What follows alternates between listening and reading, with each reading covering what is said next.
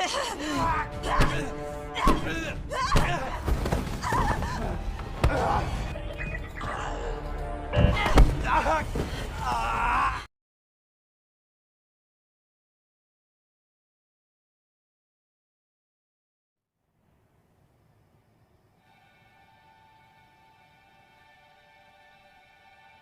cuy, selamat datang kembali di Alice in Borderland.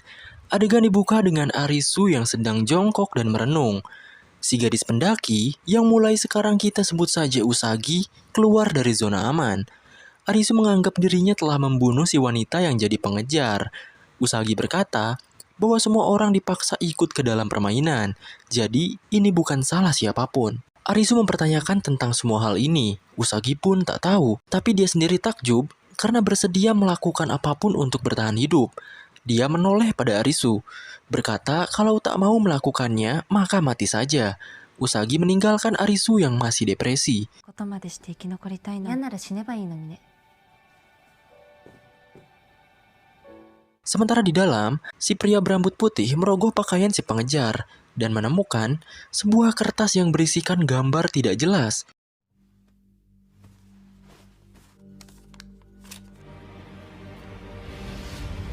Dengan ini, Alice in Borderland episode 3 dimulai.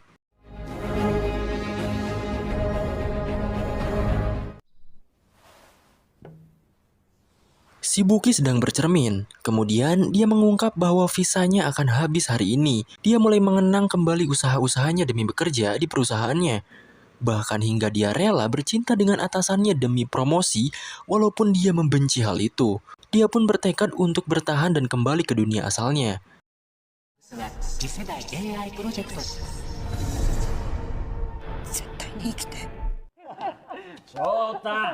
Arisu dan Karube berhasil kembali, dan Chota menyambut mereka dengan bahagia.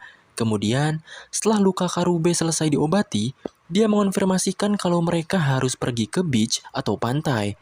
Mungkin dengan kesana mereka dapat menemukan sesuatu. Bisa jadi informasi kemana semua orang hilang, atau tempat perlindungan. なしじゃ無理よ。今夜みんなでゲームをクリアする。 Arisu berkata kalau pantai terdekat hanya ada di Sonan, Izu, dan Ito. Dan jarak ketiganya jauh dari tempat mereka yang sekarang. Arisu sempat ragu, tapi Karube bilang kalau mereka tak ada pilihan dan harus mempercayai suara tersebut dan pergi ke sana. Si Buki mengabarkan visanya dan Chota yang akan habis hari ini. Lalu Karube meyakinkan kalau mereka akan menyelesaikan permainan dan memperpanjang si Buki dan Chota. Lalu setelahnya, mereka bisa bergegas untuk pergi ke beach esok harinya. Yang lainnya memasang tampang ragu. Lalu Karube angkat bicara. Apapun yang terjadi dia akan pergi ke sana. Dan dia akan melakukan apapun untuk mencapainya. こんなことまでして生き残りたい。 Adegan berlanjut. Kini Arisu sedang melamun di balkon dan memikirkan kembali perkataan Usagi. Saat ia menoleh ke belakang, dia mendapati bayangan wanita pengejar yang mati kemarin malam. Tapi nyatanya, itu hanyalah halusinasi Arisu. Karena yang berdiri di sana adalah si Buki yang mau ngudud. なんか喋んない。前で人が死んでんのにさ。 Arisu curhat kepada si Buki tentang pengalamannya melihat orang mati di depan matanya. Sedangkan dia selamat. Dia sendiri bingung harus menyebutnya apa. Si Buki hanya menanggapi kalau dia bersyukur dan bertanya apakah dia lega. Arisu belum memikirkannya, tetapi dia sadar kalau dia juga ingin bertahan hidup. Si Buki juga merasakan hal yang sama semenjak permainan pertama. Dia ingin bertahan hidup. Karube pergi ke bar, tempat dia bekerja dan mengambil sebuah kotak berisi cincin. Bayangan kekasihnya muncul, lalu dia berharap agar kekasihnya bisa menjaga dirinya.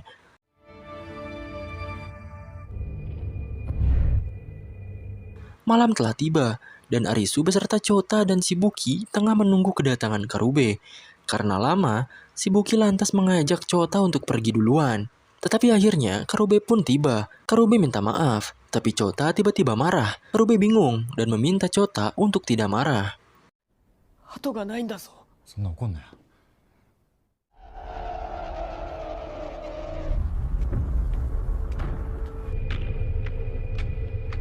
Setelah berjalan beberapa lama, sampailah mereka di area game selanjutnya, yaitu Taman Botani Shinjuku.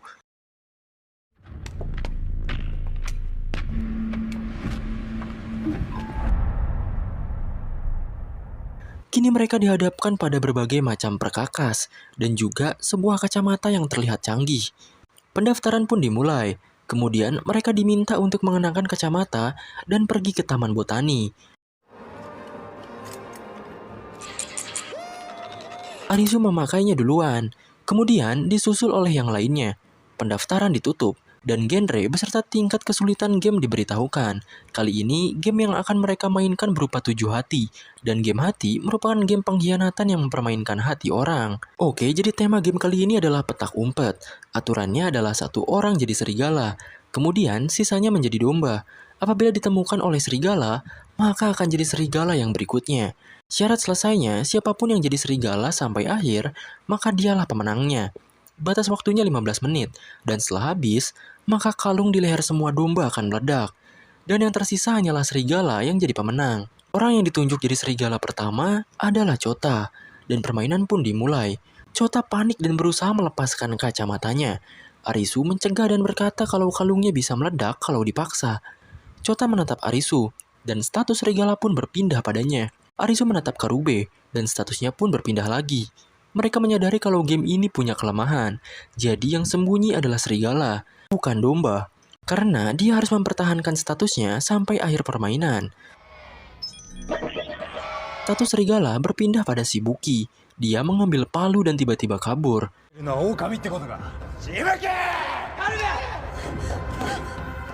Karube mengejar Shibuki sambil berteriak memanggilnya.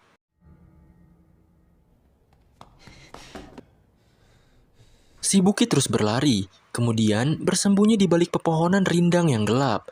Karube kembali berteriak memanggil namanya, tetapi Shibuki berhasil menyelinap dan kabur ke tempat lain. Di sisi lain, Chota jatuh sambil terisak. Dia menghubungi Shibuki lewat kacamatanya dan memintanya untuk berhenti kabur. Tetapi, Shibuki tidak menjawab dan terus berlari sambil meminta maaf.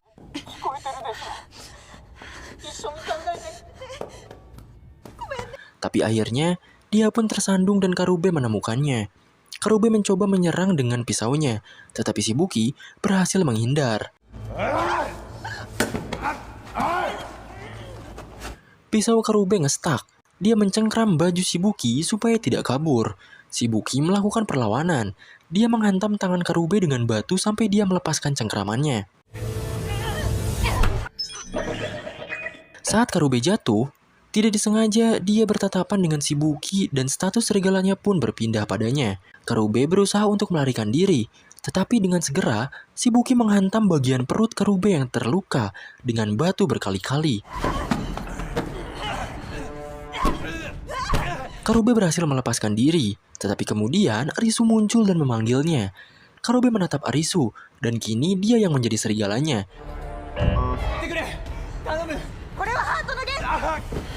Arisu meminta mereka untuk berhenti bertengkar dan bekerja sama, tetapi Shibuki menolaknya.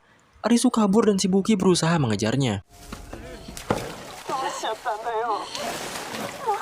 Chota yang frustasi mempertanyakan perilaku rekan-rekannya, tapi mereka tidak mengindahkan perkataannya. Waktu yang tersisa hanyalah 10 menit, sementara Karube dan Shibuki mengejar Arisu. Chota hanya bisa berdoa sambil menangis.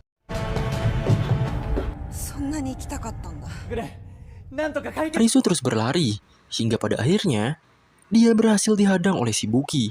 Shibuki menyindir perilaku Arisu, tapi Arisu meminta untuk diberi waktu dan memikirkan solusi permainan ini.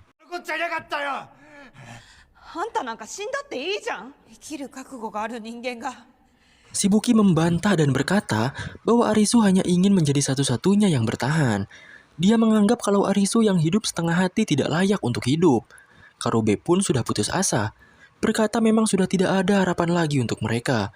Kemudian, Shibuki berlari dan mencoba menyerang Arisu, tetapi Chota tiba-tiba muncul dan menerjangnya. Chota menahan Shibuki dan menyuruh Arisu untuk pergi, tetapi Karube masih berusaha untuk mengejarnya. Waktu tersisa 8 menit. Arisu berusaha untuk membongkar kacamata dengan perkakas yang dia bawa.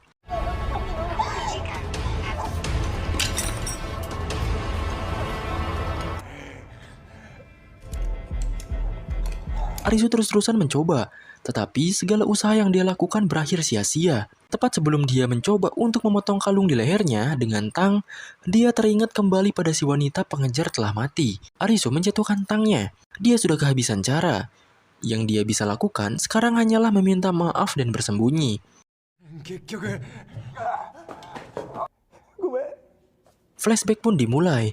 Adegan menunjukkan saat ayah Arisu mempersembahkan kue untuk merayakan keberhasilan anak bungsunya. Sang ayah yakin akan keberhasilan anak bungsunya, karena dia berbeda dengan Arisu yang dia anggap tak bisa serius pada apapun. Sementara itu, Arisu justru sibuk dengan ponselnya. Kembali ke masa sekarang, Karube yang sudah diambang batas meminta untuk dijadikan serigala apabila Arisu akan terus hidup sebagai pecundang. Karube terjatuh lemas, dan waktu yang tersisa hanya tinggal 5 menit lagi. Chota tidak peduli siapa yang akan bertahan, tapi dia tak ingin segalanya berakhir seperti ini.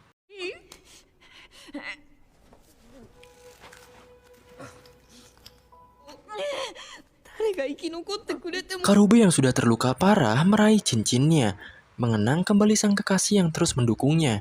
Kembali pada flashback, ayahnya berkata bahwa dia sudah tak menaruh harapan lagi pada Arisu. Dan kemudian muncullah Karube dan Chota secara diam-diam. Mereka mengajak Arisu bermain dan kembali mencerahkan hatinya.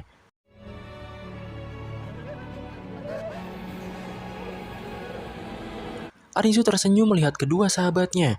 Mereka pun menghabiskan malam bersama-sama di kota. Setiap hal yang mereka lakukan diisi oleh gelak tawa dan bahagia. Namun kini Arisu hanya bisa duduk menangis dan mengenangnya. Karube memiliki sebuah impian untuk membeli peternakan besar di Australia dan mengundangnya dan Chota untuk minum bir sepuasnya. Sementara Chota ingin membuat stik terbaik yang bisa diantar dengan drone otomatis yang dibuatnya. Mereka bersulang dan saling berjanji demi masa depan. Karube perlahan bangkit, dan Chota masih berusaha menahan si Buki. Waktu tersisa 3 menit, dan pada akhirnya Arisu memutuskan untuk berhenti dan mundur dari permainan ini.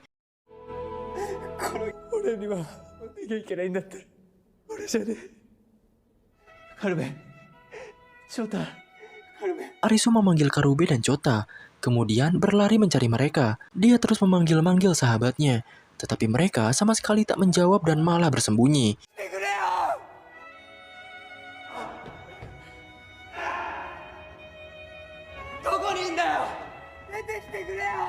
Karube akhirnya menjawab, kemudian mengenang kembali pengalaman mereka bertiga.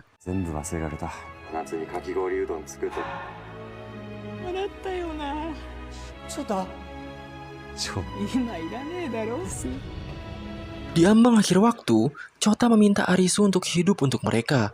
Waktu tersisa 30 detik. Si Buki yang sudah tak punya pilihan lain hanya bisa merangkul dan memeluk Chota.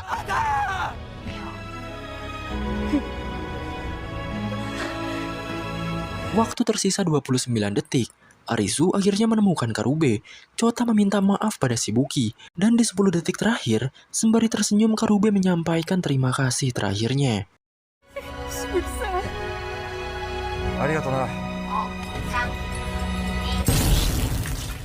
Arisu tertegun dan terbelalak kaget. Batinnya menjerit. Dia berteriak dengan putus asa, menumpahkan segala kesedihannya di depan Karube yang kini sudah tak bernyawa.